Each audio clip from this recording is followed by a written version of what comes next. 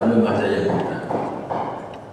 Selain apa yang sudah disampaikan oleh namanya salah satu dari John Rawls itu tahun 1971 beliau menuliskan tentang a theory of justice, teori keadilan menurut John Rawls. Jadi teori keadilan adil itu jika distribusi apa yang menjadikan hak dari sebagian besar masyarakat itu bisa diterima dengan baik. Jadi di situ disebutkan teori keadilan dan John Rawls. Keadilan itu adalah soal fair distribution, soal distribusi yang baik. Distribusi baik ini saat-saatnya rumit tuh. Nek nggon bakul ki ana jenenge bagi to karo bagi dil. Ya kan dulu waktu tempat bagi roto atau dibagi adil. Karena belum tentu yang bagi to dibagi roto itu adil. Itu konsep distribusi keadilan itu konsep John Rawls.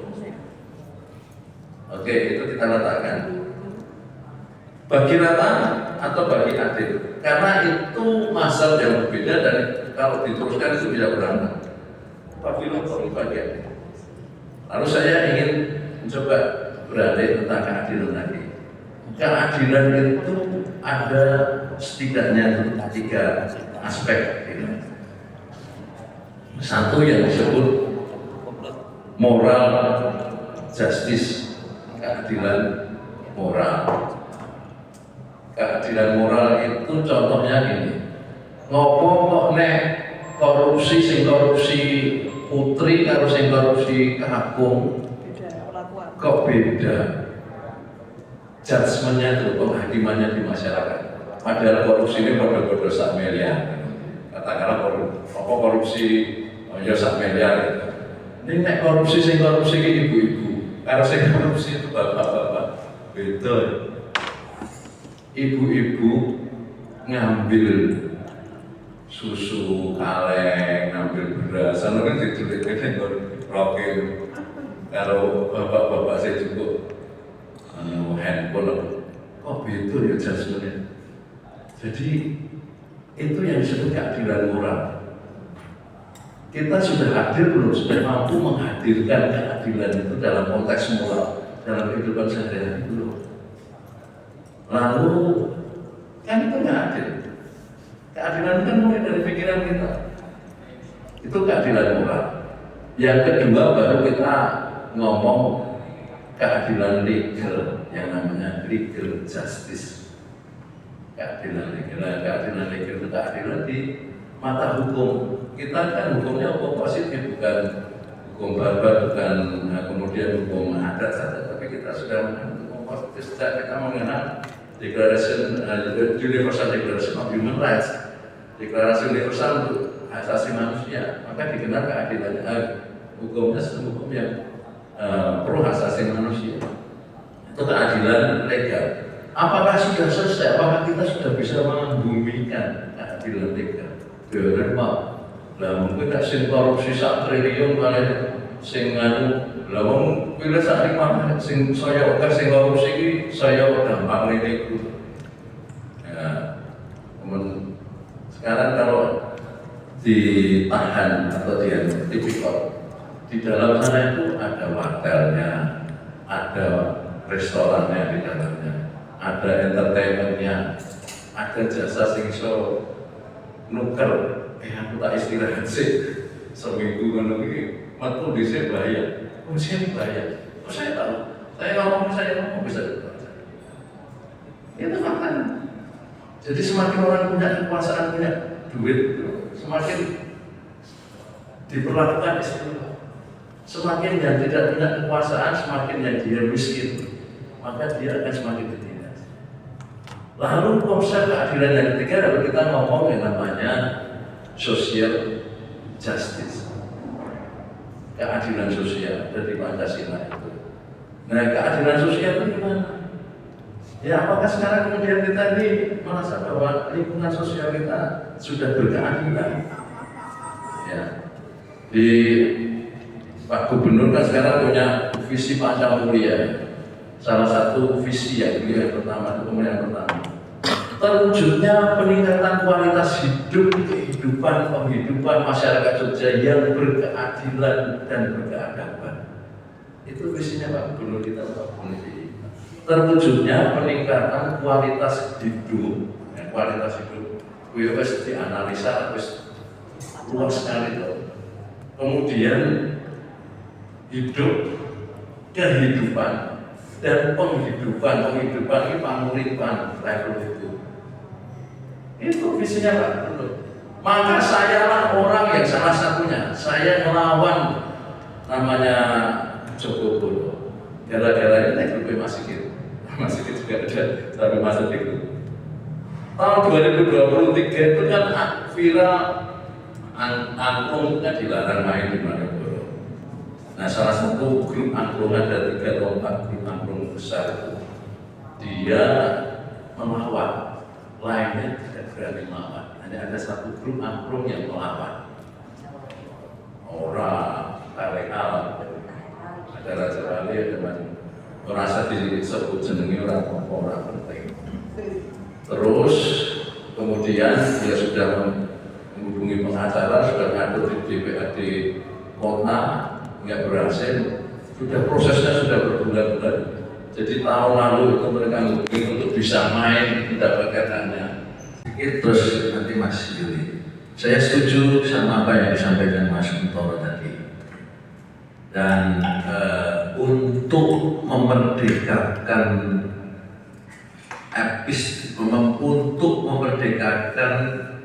hegemoni epistemologi keadilan dan kesejahteraan yang membuat bangsa kita ini tidak pernah selesai untuk mengerjakan PR-nya sendiri, itu kita perlu melakukan dekonstruksi. Dan Derrida yang mengemukakan tentang dekonstruksi itu, dan bagaimana mendekonstruksi epistemologi keadilan dan kesejahteraan itu. Nah, semestinya kita juga, saya tambahkan Mas Untoro tadi kan mengkaji tadi, menyampaikan secara mendalam tentang bagaimana bahasa kita ini terbelenggu dalam pusaran epistemologi keadilan dan kesejahteraan. Ya, kita harus disiplin dan harus benar-benar berjuang menggunakan retorika klasik, etos, logos, dan pathos tentang keadilan dan kesejahteraan. Bagaimana mengkonsolidasikan retorika klasik, etosnya gimana sih keadilan itu? Gimana logosnya keadilan? Nah, ini mestinya kan memang berbagi peran, entah itu pentahelik, entah itu diturunkan. Lalu kemudian etosnya sudah, logosnya sudah, pathosnya gimana?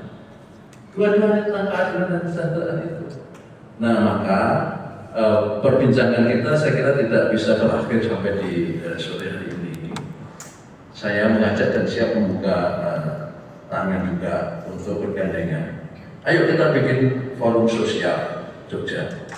Saya adalah salah satu dari sekian warga Jogja yang hadir di World Social Forum di Mumbai tahun 2004. Mas Jadul Maula, Afi Susanto, Mas Andreas Sugiono, sama saya hadir di World Social Forum di Mumbai. Dan saat itu menjadi dramatik karena Sonia Gandhi bisa menggeser rezim di India dan beliau menang sebagai rezim sosial saat itu. Nah, pertanyaannya, siap nggak Yogyakarta dimulai dari Koseta dan mengajak? Saya lihat ngerengkuhnya ini sudah luar biasa. Di grup itu isinya tokoh-tokoh semua. Tinggal bagaimana kemudian mengkonsolidasikan ini lebih konkret lagi, energinya ditambah lagi, lalu difokuskan lagi. Kita dekonstruksi epistemologi keadilan kesejahteraan dan bagaimana itu menjadi nyata dan berdampak yang bagus. Lalu kita gelurakan lagi semangat retorika klasik, etos, pathos, dan logos untuk keadilan dan kesejahteraan. Keadilan kesejahteraan bukan konsep utopis yang hanya akan hadir di dalam mimpi saja. Tetapi sebetulnya keadilan dan kesejahteraan itu bisa dihadirkan di dunia kita. Seperti tadi saya sampaikan, dimensinya cukup luas. Nggak usah pakai definisi akademik. Paling tidak ada ruang keadilan moral, ada ruang keadilan legal justice, ada keadilan ekonomi. Saya nanti akan masuk di substansinya, tapi ini pengantarnya dulu. Jadi, kenapa penyelenggara itu mengambil judul diskusi itu? Karena pastinya ada kegelisahan. Tadi saya sampaikan bahwa konsep keadilan dan konsep kesejahteraan itu dianggap konsep yang transcendental, sehingga perlu diturunkan ke bumi. Konsep yang langitan maksudnya. Namun sudah lama sekali kok kita ini masih berdiskusi tentang membumikan keadilan dan kesejahteraan. Berarti kesejahteraan dan keadilan itu masih di awan, masih di langit-langit. Kui meng neng langit, neng bumi lah. Nah, terus saya yang terakhir saya sampaikan, bagaimana sih kita ini sadar nggak sih citizenship kita, sadar nggak sih para pejabat, para wakil rakyat tentang national interest kita, yang namanya satu kan melindungi segenap bangsa dan seluruh tumpah darah Indonesia. Ini faktanya nih, nggak final. Kita masih membeda-bedakan golongan, kita masih melindungi hanya yang sesuai dengan interest kita, yang dilindungi hanya yang sesuai dengan kelompok kita. Lalu yang kedua, mewujudkan kesejahteraan. Apakah kesejahteraan umum itu sudah terwujud? Masih jauh panggang dari api. Saya kira dibandingkan Malaysia itu cost of living-nya jauh lebih rendah daripada Indonesia. Bukan saya mau coba-coba ikut terus silakan pindah dari Malaysia kabur aja dulu deh. Tapi faktanya itu. Jadi pendapatan di Malaysia itu secara rata-rata itu jauh lebih tinggi daripada Indonesia. Tapi cost of living Malaysia itu jauh lebih rendah. Harga 1 liter petrol gasoline, kalau di sini kita mungkin Pertamax Plus itu hanya 7.250, 7.500, less than 8.000 rupiah seperti itu. Tapi kalau di tempat kita Indonesia berapa? Pertamax Plus kan? Ini apa ya? 12.300. 12.300 Pertamax Plus. Lu kok bisa kuantifikasi padahal ini kita harganya? Padahal semestinya kita ini bisa harganya sama kayak Malaysia. Itu artinya apa? Interest nasional interest kita yang kedua aja belum selesai mewujudkan kesejahteraan umum. Yang ketiga, mencerdaskan kehidupan bangsa. Saya harus melaporkan bahwa saya juga di Dewan Pendidikan. Saya menyampaikan laporan satu lewat Prof. Suparjo di Parangpolo Projo, bagaimana memang harus ada terobosan. Kuncinya adalah akselerasi dan breakthrough proposal supaya pendidikan Indonesia ini benar-benar pendidikan yang berkemajuan. Kalau minjam dari Muhammad, pendidikan yang berkemajuan, pendidikan yang benar-benar harus dirubah secara fundamental. Kembalikan lagi pendidikan itu sebagai mission degree, bukan pendidikan itu sebagai komoditas. Nah sekarang pendidikan itu jadi komoditas, bukan jadi mission degree. Saya bisa panjang lebar, bisa 2 jam saya sama. Soal pendidikan kita besok. Pendidikan bisa dilihat dengan membandingkan negara-negara kita tetangga. Saya bicara ASEAN saja. ASEAN itu sekarang 10 negara ya. Dulu waktu saya SD aku ingat bagaimana ngapalin negara-negara ASEAN. Mapilindo, Tai Singane. Mapilindo, Tai Singane itu dari ASEAN. Malaysia, Filipina, Indonesia, Thailand, Singapura, Brunei itu apa gampang. Awak dewi biar itu diajari guru-guru kita satu mencongak, 2 jembatan keledai kan mampir itu Thailand. Memang Indonesia ini negara dengan potensi ekonomi terbesar di ASEAN memang. Pricewaterhouse itu memprediksikan Indonesia itu berada di peringkat keempat global ekonomi dunia by 2045. Peringkat pertama Tiongkok, peringkat kedua Amerika, peringkat ketiga India, peringkat keempat Indonesia. Tapi memang prasyaratnya luar biasa. Prasyaratnya antara lain pertumbuhan ekonomi harus 8%. Lalu kontribusi industri manufaktur terhadap gross domestic product kita harus minimal 30%. Kalau bisa lebih. Padahal kontribusi industri manufaktur ke GDP kita itu 10 tahun yang lalu itu 23%. Bukannya kita semakin meningkat, tapi justru kita tuh menurun. Tahun 2024 kemarin kontribusi kontribusi industri manufaktur ke GDP nasional itu hanya 18,79%, menurun. Jumlah kelas menengah kita juga menurun, sekarang 17,13%. Jumlah rata-rata tabungan warga negara kita menurun terus, dari rata-rata 6.500.000 turun ke jadi 4, sekian juta, 4, sekarang turun lagi 3, sekian persen. Beberapa waktu yang lalu saya menghadiri high level meeting untuk TPID DIY minggu lalu ya 3 hari yang lalu di minggu ini. Inflasi DIY itu dilaporkan 2,04 inflasi DIY.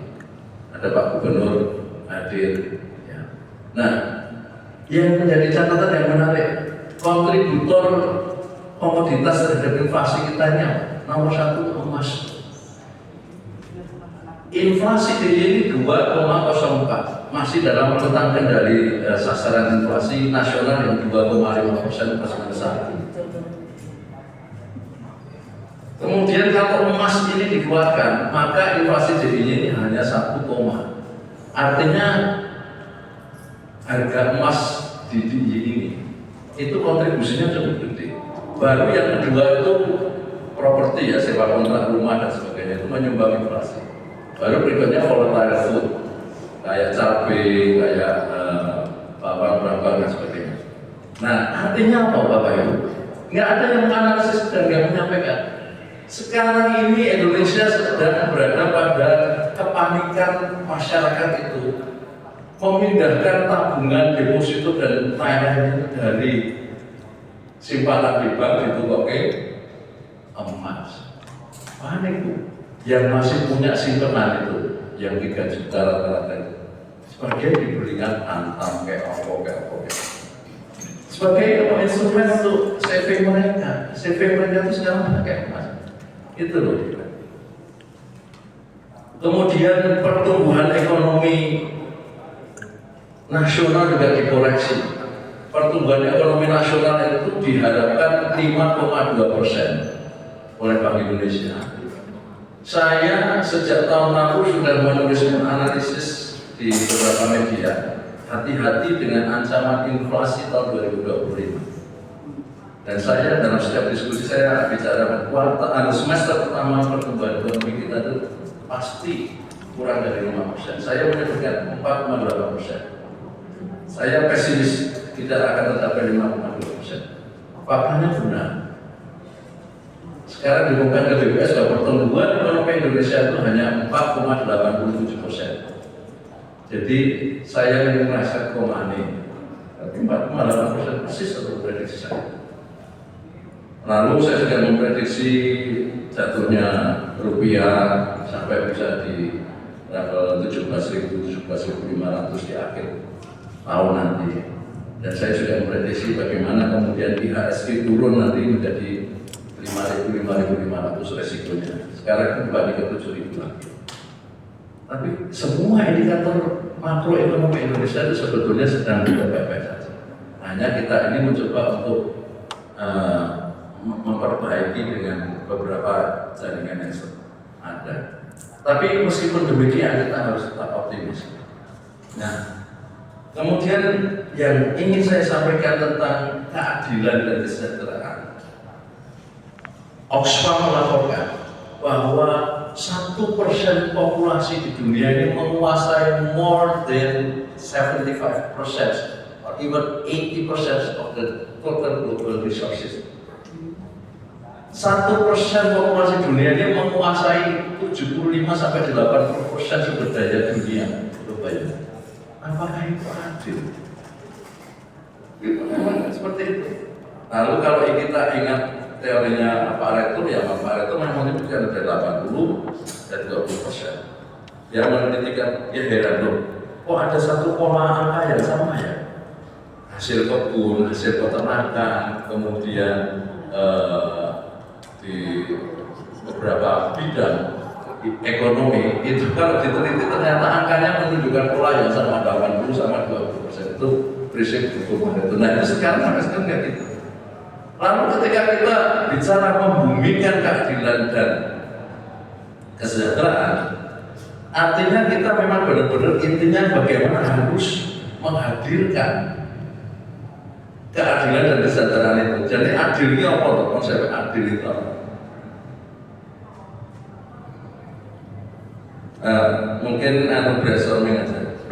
Apa yang kita pahami dengan keadilan dan kesejahteraan untuk membumikan saking yang kiri jadi persepsi kita tentang adil itu apa? Nama yang berarti mungkin brainstorming persepsi keadilan apa? Adil itu apa? Adil itu antara hak dan kewajiban keseimbangan. Adil itu hak seimbangnya hak dan kewajiban.